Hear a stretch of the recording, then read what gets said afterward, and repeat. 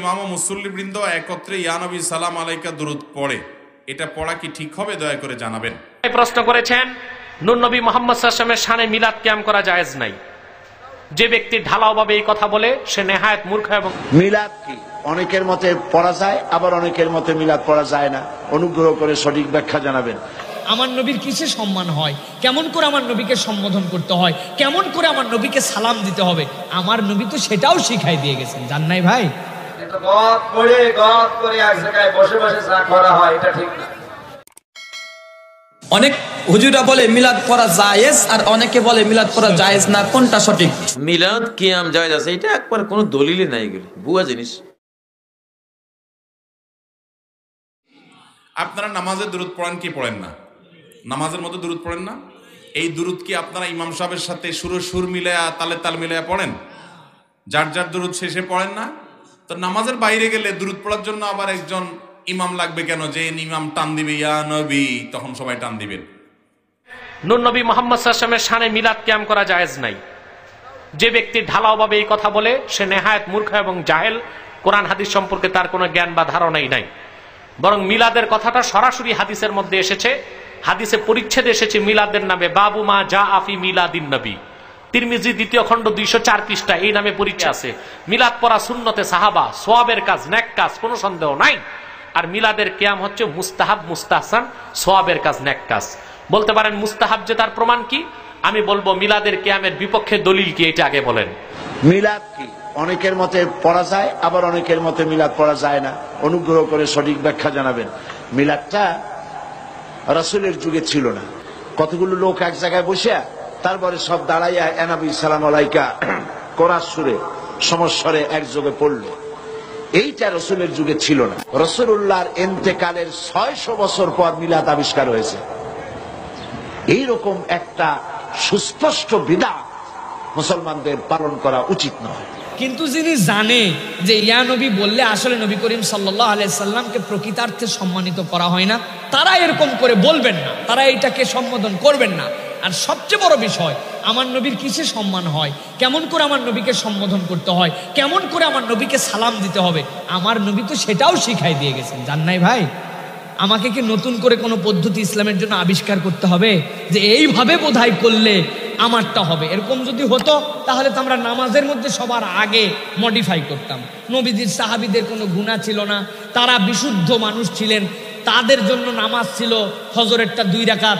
এখন আমাদের গুনাহ খাতায় শেষ, আমরা এখন গুনায় ভরা জীবন, আমরা এখন ফজরের নামাজটা কষ্ট করে যদি আইসাই গেছি 4 রাকাত পড়ি। পড়বেন না বাবা? কেন? গুনাহ কম আপনার না বেশি? গুনাহ তো বেশি, আপনি তো স্বীকার করছেন। তো 4 রাকাত পড়লে কি সমস্যা? নামাজ পড়লে গুনাহ হয়, সবই হয়, তবে 4 রাকাত পড়বো। আপনি বলবেন হুজুর এই সকল দলিল দলিল আপনি দিয়েন না। ফজরের নামাজ কি দুঃখে 4 রাকাত? আমার নবী পড়ছে নাকি? সাহাবীরা পড়ছে নাকি? আপনার এই দলিল হাকাল দলিল দিলে হবে নাকি? এই জায়গায় আপনি দলিল মানেন যে নবী পড়ে নাই বলে 4 রাকাত পড়েন নাই, নবী করে নাই বলে আপনি 4 সিজদা করবেন না। তাহলে নবীকে কেমনে সালাম দিতে হবে, কেমনে দরুদ পড়তে হবে, এটা তো নবী করিম সাল্লাল্লাহু আলাইহি ওয়াসাল্লাম শিখাই দিয়ে গেছেন। সাহাবীরা সবচেয়ে উত্তম প্র্যাকটিস করে গেছেন, তা আমার একটা বানানোর দরকার কি? অনেক হুজুরা বলে মিলাদ পড়া জায়েজ, আর অনেকে বলে মিলাদ পড়া জায়েজ না। কোনটা সঠিক? সঠিক তো যেটা আল্লাহ রাসূল দিয়েছেন, নাকি ভাই? আল্লাহ রাসূল বলেছেন, মান আমিলা আমালান লাইসা আলাইহি আমরুনা ফাহুয়া রাদ্দুন। কোন ব্যক্তি এমন কোন আমল করলো যে আমলের ব্যাপারে আমি নবী বলি নাই, করি নাই, অনুমোদন দেয় না, ফাহুয়া রাদ, সে আমলটা মারদুদ, বাতিল। সহিহ বুখারী হাদিস নম্বর 2697, সহিহ মুসলিম হাদিস নম্বর 1718, সহিহ ইবনে মাজাহ হাদিস নম্বর 14, আবু দাউদ হাদিস নম্বর 4606, মিশকাত হাদিস নম্বর 140। তারপরে ইবাদত করতে হলে আগে দলিল লাগবে। মান আমিলা আমালান, ইবাদত করলে দলিল পেশ করতে হবে। এখন যারা বলছে মিলাদ আমরা করি, তাই হচ্ছে দলিল চান যে ভাই আল্লাহ যখন মৃত্যুবরণ করে তারপরে 2.5 বছর খলিফা ছিলেন আবু বকর, আবু বকর কি বিশ্বনবীর জন্য কোনো একদিন মিলাদ পড়েছে? আল্লাহ মৃত্যুর পর আমাদের আয়েশা রাদিয়াল্লাহু তাআলা আনহা তিনি 59 হিজরিতে মৃত্যুবরণ করে। কত হিজরি? 59 হিজরি। আসলে মৃত্যু হচ্ছে 11 হিজরি। কতদিন পৃথিবীতে বেঁচে ছিল আম্মাজান আয়েশা রাদিয়াল্লাহু তাআলা আনহা? বিশ্বনবীর জন্য কোনদিন মিলাদ পড়েছে, কিয়াম করেছে? আম্মাজান আয়েশা রাদিয়াল্লাহু তাআলা আনহা 40 খানা দিয়েছে। কারণ আম্মাজান মনে শরীর জানতো না, বাংলাদেশের হুজুররা বেশি জানে। জন্ম মিলাদ মানে কি? নবীদের জন্ম বৃত্তান্ত আপনি আলোচনা করবেন, শুনবেন, অসুবিধা নেই। কিন্তু গদ করে এক জায়গায় বসে বসে যা করা হয় এটা ঠিক না। আপনি জিজ্ঞেস করছেন কোরআন হাদিসের আলোকে কিয়ামের বিধান কি, আমি সরল উত্তর দিলাম, নামাজের মধ্যে যে দাঁড়ানো কিয়াম, সেটাও দাঁড়ানো। কিয়াম মানে কি করা? দাঁড়ানো। ওই দাঁড়ানোটা ফরজ। আর দুরুদ বসে পড়বে না দাঁড়ায় পড়বে, কোরআন হাদিসের ব্যাপারে কিচ্ছু বলা হয়নি। অতএব এই বসা লোকেরাও দুরুদ পড়তে পারবে, দাঁড়ানো লোকেরাও দুরুদ। কথা কি বুঝতে পারছেন? দুরুদ বসেও পড়ানো যায়, দাঁড়ায়ও পড়া যায়, শুয়েও পড়তে পারে কেউ, কোনো অসুবিধা।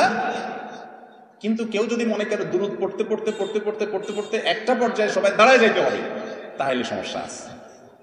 কারণ আপনি দুরুদ পড়তে পড়তে যে হঠাৎ দাঁড়ায় গেলেন, ভাই আমার, আপনাকে কি আল্লাহ রাসূল সাল্লাল্লাহু আলাইহি ওয়াসাল্লাম দুরুদ পড়ার ব্যাপারে বলেছেন? এই কথা কোরআন হাদিসে কোথাও আছে যে তোমরা যখন দুরুদ পড়বা আমার প্রতি পড়তে পড়তে পড়তে পড়তে একটা পর্যায়ে আমার সম্মানে তোমরা দাঁড়ায় যাইতে হবে? আমাদের যেসব ভাইয়েরা দুরুদ পড়তে পড়তে হঠাৎ দাঁড়ায় যায়, ওনারা কিন্তু নবীজির সম্মানার্থে দাঁড়ায়, ঠিক না ঠিক? নবী করিম সাল্লাল্লাহু আলাইহি ওয়াসাল্লামের প্রতি সম্মান ভালোবাসার জন্য দাঁড়ায় না। কিন্তু ভাইরে, নবীর প্রতি ভালোবাসা প্রকাশের পদ্ধতিটাও হইতে হবে নবীর বাতানো। নিজের মন গড়া পদ্ধতি যদি বাহির করি ইবাদতের, তাহলে সেটা নবীজি সতর্ক করেছেন বিদআত করতে। ভাইরা আমার, যারা কিয়াম করেন, মিলাদ পড়তে পড়তে দাঁড়ায়া কিয়াম করেন, তাদের প্রতি আমাদের অনুরোধ, রাগ করার কিছু নাই ভাই। সমস্ত আলিমরা আপনাকে বলেন কিয়াম করার জন্য, ওনাদেরকে অনুরোধ করেন যে হুজুর, কোরআন হাদিসে কোথাও আল্লাহ নবী সাল্লাল্লাহু আলাইহি ওয়াসাল্লাম কি দুরূদ পড়তে পড়তে দাঁড়ায় যেতে বলেছেন কিনা? যদি বলে থাকেন সেটা কোথায় আছে আপনি দেখান, আমিও একই আমল করবো ইনশাআল্লাহ। আর যদি না থাকে, তাহলে সেক্ষেত্রে নিজের মন গড়া যদি আমি ইবাদতের পদ্ধতি বানাই নিই, তাহলে বেদাত হবে, আর বেদাতের ঠিকানা হবে জাহান্নাম। ভাই, তবে ভাই, এগুলো নিয়ে কামড়াকামড়ি করা যাবে না, ঝগড়া জাতি করা যাবে না। ভাইয়েরা আমার, অনেক লোকজন আছে আমাদের সমাজে যারা এগুলো নিয়ে মারামারি করে। যদি কেউ কিয়াম করে, আমার কোনো ভাই করুক, তার সাথে ঝগড়াঝাটি বা গন্ডগোলে যাবেন না। এই গন্ডগোল করার কোনো অনুমতি ইসলাম আমাদেরকে দেয় নাই।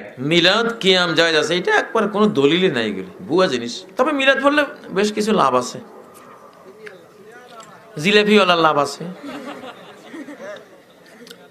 আগরবাতিওয়ালার লাভ আছে, মিলাদ যে পড়ায় তার লাভ আছে। কিন্তু কপাল পড়া গৃহস্থের কোনো লাভ নাই, তার দুনিয়াও গেছে, আখেরাতও নেই। মিলাদের মধ্যে কয়েকটি বিষয়ের সম্পৃক্ত রয়েছে। একটা হলো মিলাদের মধ্যে আল্লাহ রাসূল সাল্লাল্লাহু আলাইহি ওয়াসাল্লামের উপর কিছু দুরূদ শরীফ পাঠ করা হয়।